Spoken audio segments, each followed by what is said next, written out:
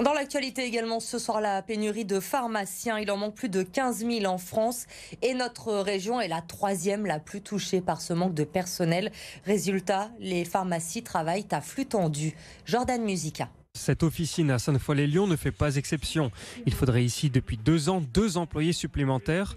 Du coup, c'est Sylvie, une pharmacienne à la retraite, qui vient prêter main forte une fois par semaine. Je fais des remplacements, donc parce que je le veux bien. En pharmacie, comme dans beaucoup d'endroits actuellement, ça devient compliqué pour trouver du personnel, quel qu'il soit.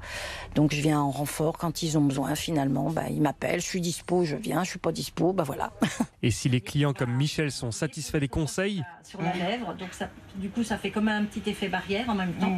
Très fidèle à cette pharmacie, car j'y trouve toujours un accueil extrêmement favorable et tous les produits et tous les médicaments dont j'ai besoin. la pharmacie fonctionne pourtant à flux tendu. Il faut être très organisé, avoir des créneaux bien définis pour chaque mission.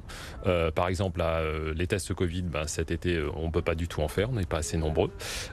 J'ai choisi, moi, de vacciner, mais je peux vacciner en début de matinée, début d'après-midi et à la fermeture le soir, où il y a moins d'activité au comptoir.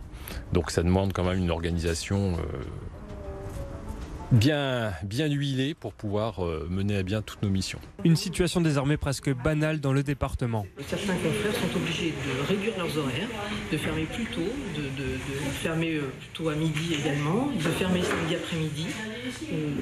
Et pendant les vacances, j'ai jamais vu autant de pharmacies fermées au mois d'août que cette année, par manque de remplaçants et de collaborateurs. Pour regonfler les effectifs, les professionnels du secteur estiment qu'il faudrait davantage d'offres de formation et une revalorisation des salaires.